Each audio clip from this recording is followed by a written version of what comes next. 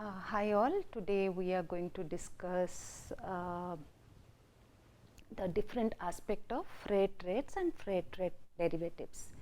So, let us first understand what is the physical market for freight rate.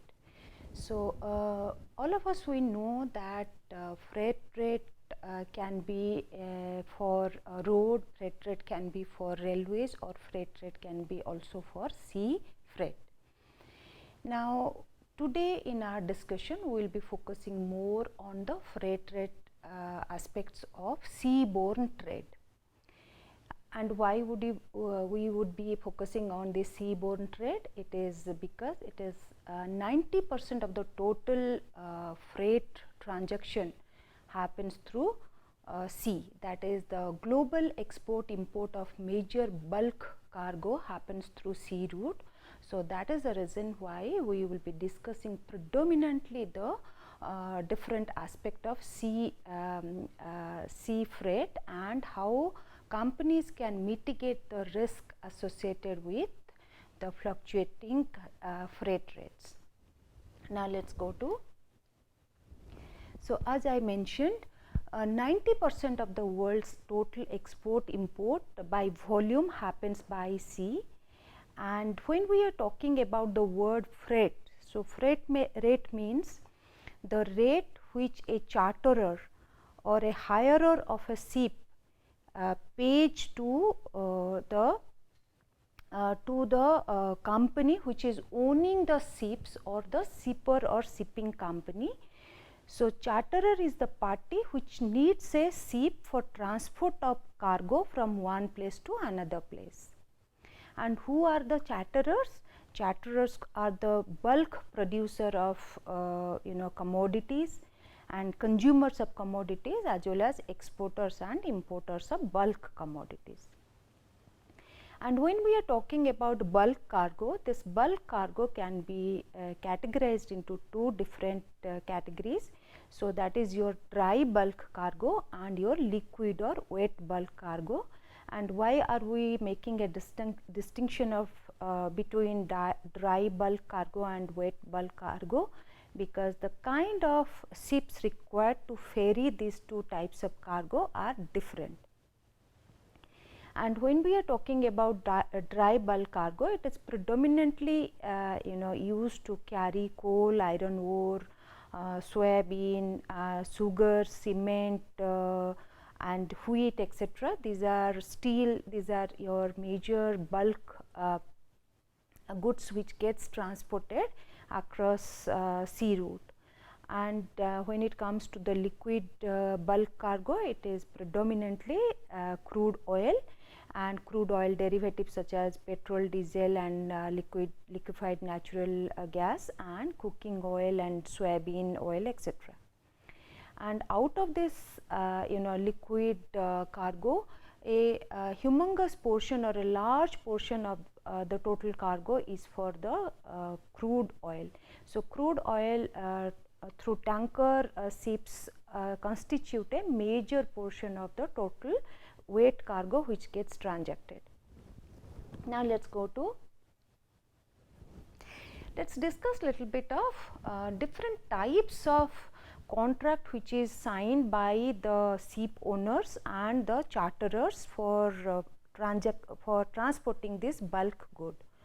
So, this this freight contracts, physical freight contracts can be categorized into three different categories. So, these are your voyage charter contracts, contract of affreightment, and time charter contracts. So, let us go one by one. What do we mean by voyage charter contract?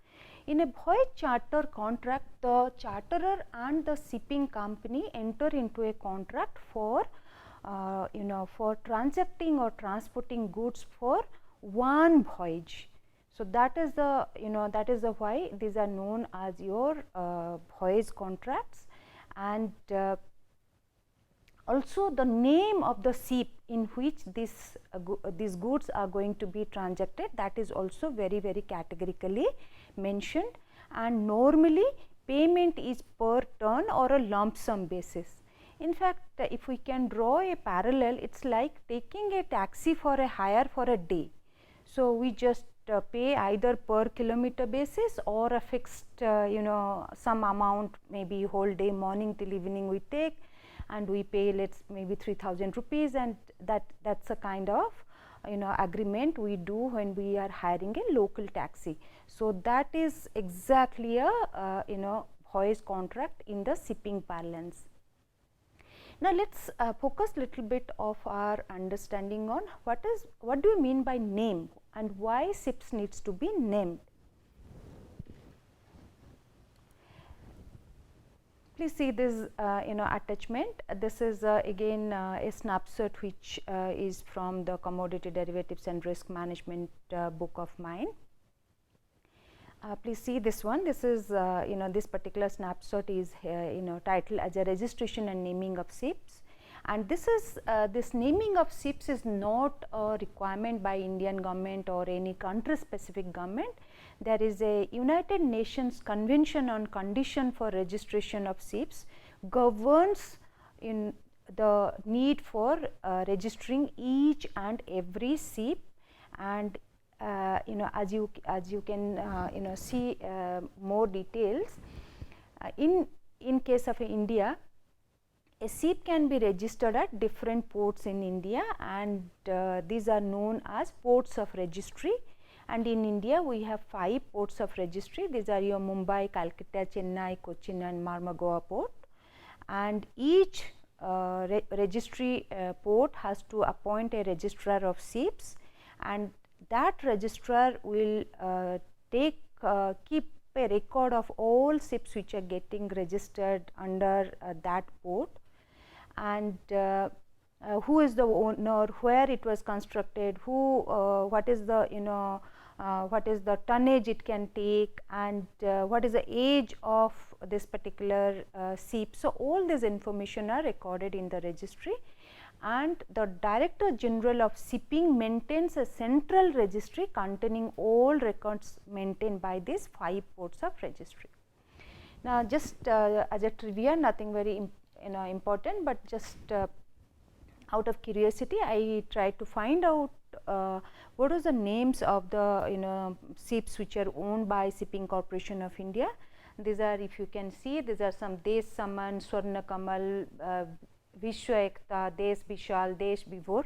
So you can go to this Shipping Corporation website, and you can browse through to see the different kind of vessels, different kind of tankers, different kind of ships Shipping Corporation of India is owning, and what are their names, the date of registration, the tonnage and all. If you are interested, you can go to that website and learn more about it.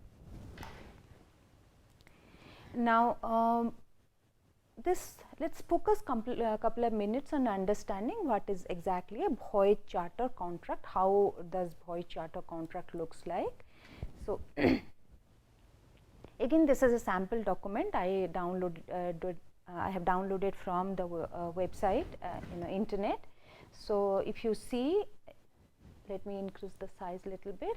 Who is the who is the charter party? Voyage charter party means the party who is taking on lease, and place and date where it has been signed, who is the ship broker, and who is the owner of the ship, who is the charterer detail, what is the vessel name type, what is the cargo carrying capacity of the vessel. So all these informations are clearly mentioned, even if it is for a one time transaction, one time voyage, but still both charterer as well as the shipping company has to enter into a contract, and this is the other details about this particular journey or this particular voyage is also needs to be identified, and both parties like signature of the owner and signature of the charterer. So this will be there. So this is how both charterer and the shipping company enter into a contract for voyage, single voyage charters. Now let's go to the next kind of a contract, which is your contract of affreightment. So what exactly do you mean by contract of affreightment? contract of affreightment is a contract in which the charterer and the shipping company enter into contracts for more than one voyage, but for a specific route. So, let us say like I have given in this example here, if you see an iron ore exporter from India maybe is interested to export iron ore to some Chinese company, and at the end of the every month for a coming 12 months. So, instead of entering into 12 12 voyage contracts, this company can enter into one charter contract, and normally this kind of a contracts do not have a name of the ship mentioned in the contract, because the shipping company may have many ships, and depending upon the availability and depending on other conditions, the shipping company is going to deliver the required goods at the designated port by the designated day, and these contracts, that is why these contracts normally do not have a name of a specific ship mentioned. So, this is the contract of affreightment. So, now let us come to a little long term contract, that is known as your time charter contract. So, in case of a time charter contract, the charterer completely hires the ship for a specific period of time. So, in this kind of a contract, all costs, that is bunker cost, crew cost, port cost, all these are borne by the charterer.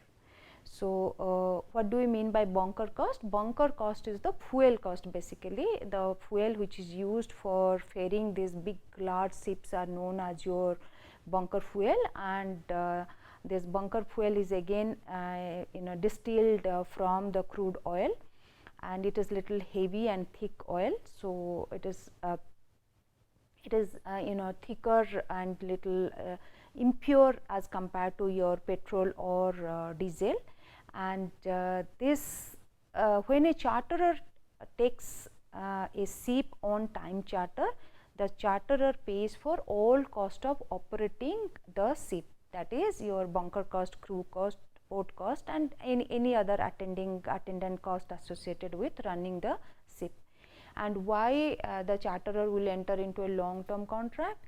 The charterer will enter into a long term contract because it may be needing that ship for its own day to day operation, or it can also become a it can enter into voyage contract or contract of affreightment if it does not have a use for the ship for to the full extent, or it can also relet the same ship to another third party.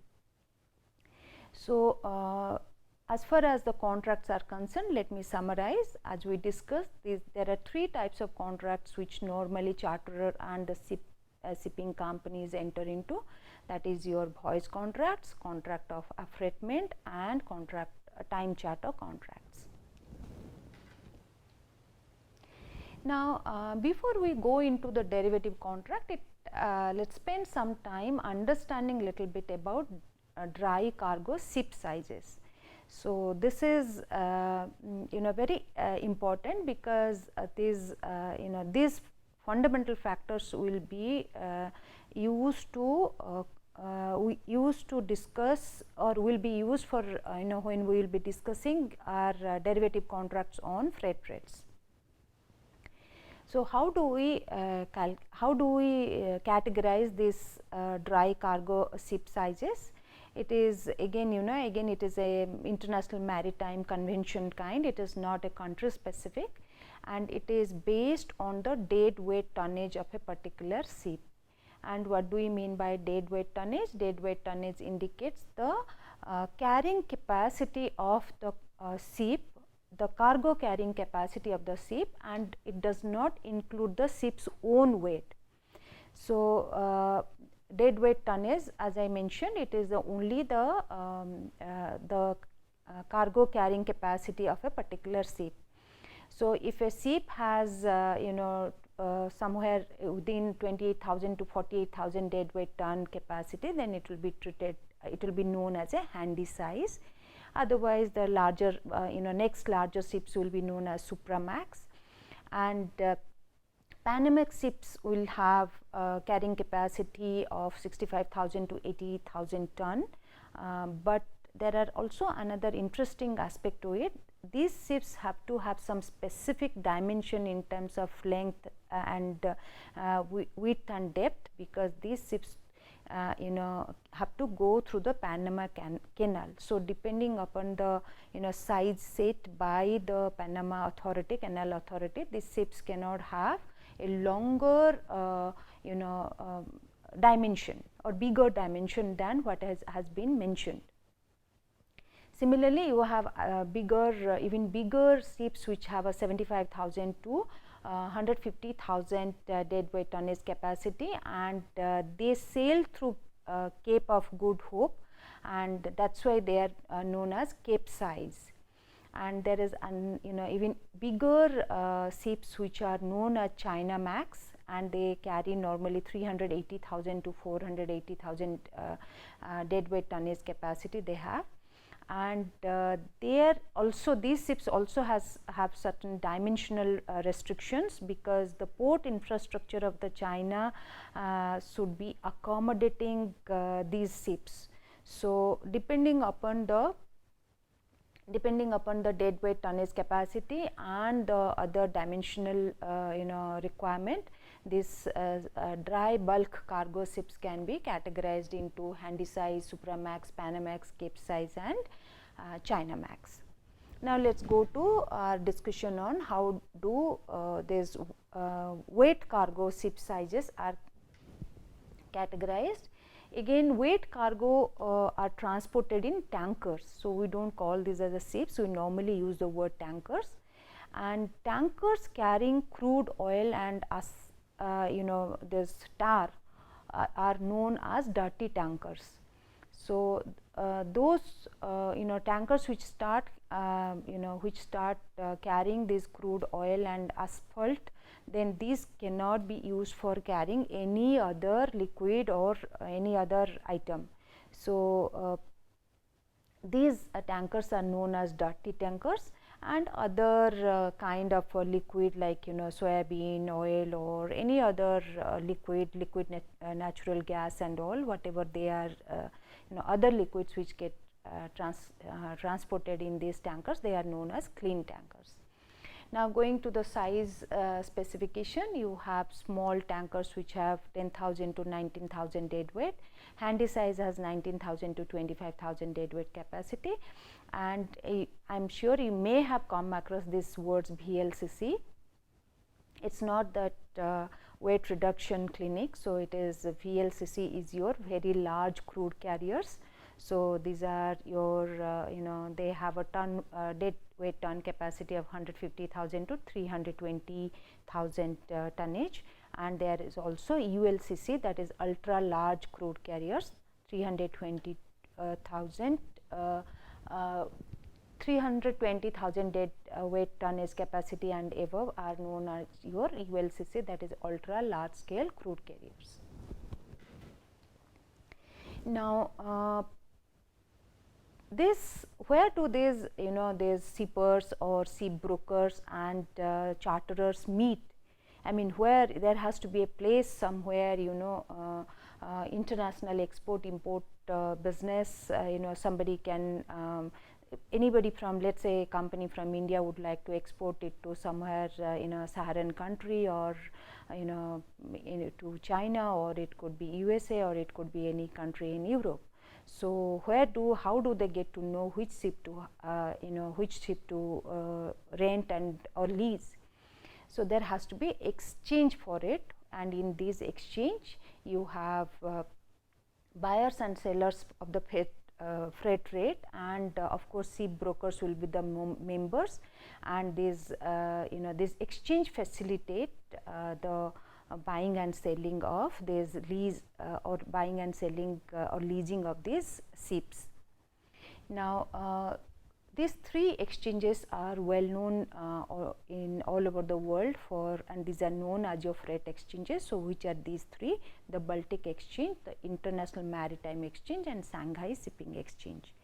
But today we are going to predominantly discuss about Baltic Exchange, because this is the largest exchange in terms of number of ship owners who are the members, number of charterers, and number of ship brokers who have the ownership of who have taken the membership to operate in this particular exchange.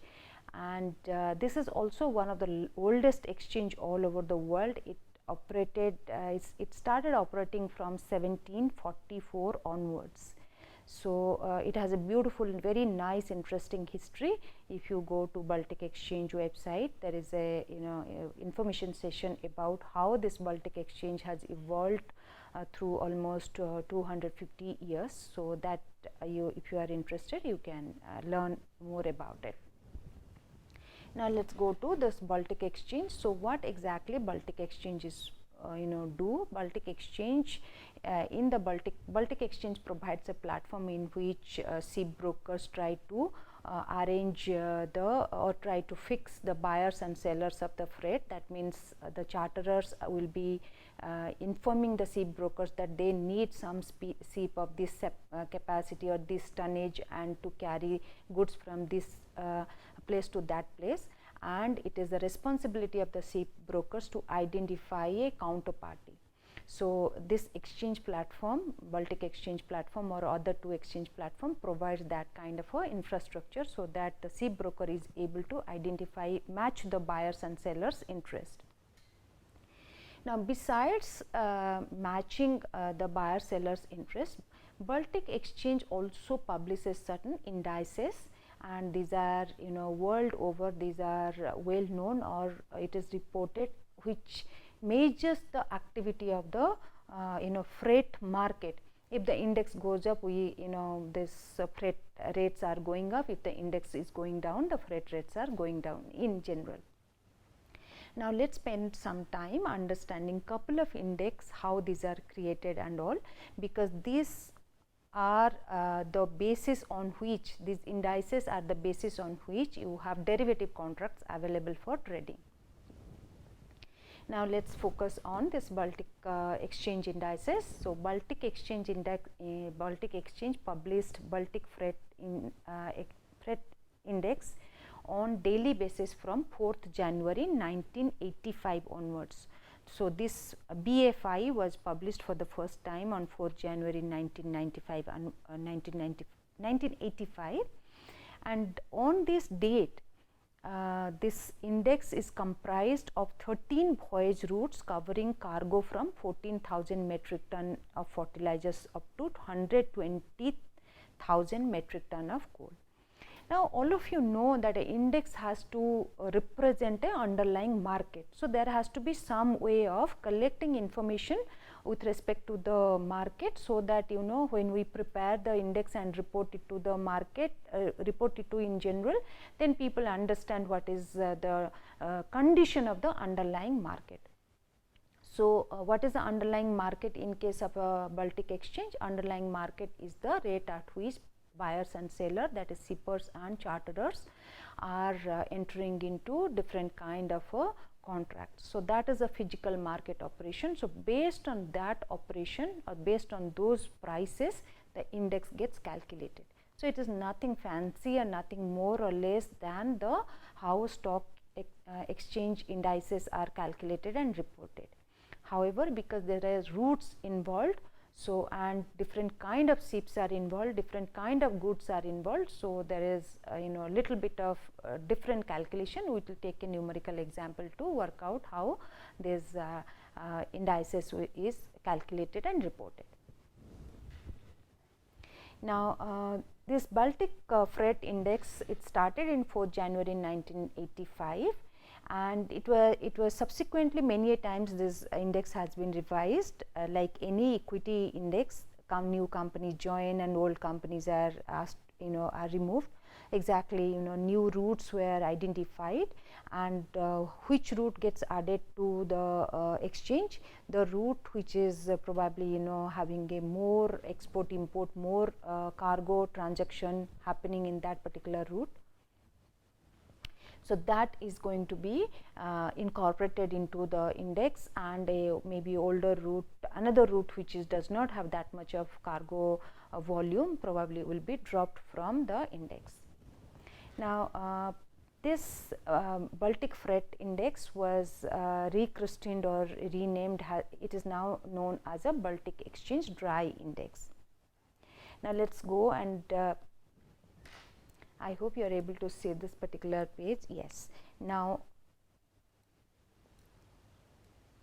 this is the index composition of BFI index as on 22nd February 1996. If you can see, these are 10 routes. So, the exchange committee, index management committee had identified these 10 routes, and what are the vessel size in these 10 route, and what cargo normally is going in these routes, and what is the route. So, this is your, let us say, US Gulf to South Japan. So, this is one route. You have Sko Pesaro to Taiwan, Japan. You have Hampton Roads to South Japan. So, different routes were identified, and each route has been given a weightage. So, depending upon the total cargo being transacted in that particular route, different routes were given different weight. So, and who calculates and reports these indices. So, you have freight index and futures committee. The Baltic Exchange has a freight index and futures committee. That committee is responsible for calculating and maintaining each of these indices. So, what are the, besides the Baltic dry index, what are the other indices which are reported by Baltic Exchange? If you can see, these are handysize index, that is Panamax index, Supramax index, capsize index, and dirty tanker index and clean tanker index. And here this is the link, which if you want to know how exactly each of these index is calculated, the complete document is available with this link. At this link, again, as this is a proprietary document, and I will not be able to upload this particular document when you will be seeing this video.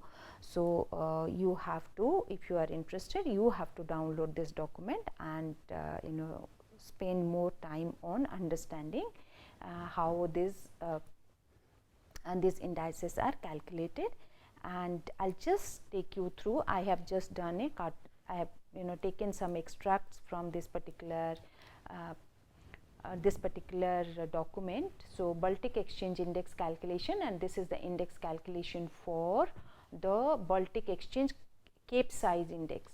So, if you can see route 2, it has got, if you can see, this is route 2, some route to Barrow to Rotterdam, that is mentioned, what is a weight, 10%.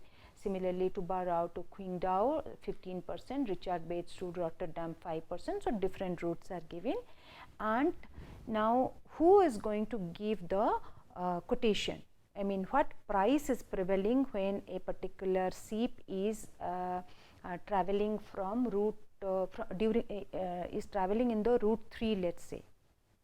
So, the ship brokers, it is not the it is not the ship owners or the charterers who give the quotation. It is the quotation which is collected by the Baltic Exchange from the ship brokers, and all this information, the prices it collects, and then the weight is available, and it calculates the index and reports its index value to the world in general. So, we will be winding up this session today at this point of time. We will be continuing with the next session of taking an example of how this one of these index is calculated, and also the different other aspects of how, what are the derivative contracts on this freight rate are available. And as usual, thanking all of you, looking forward to meeting you all in the next session.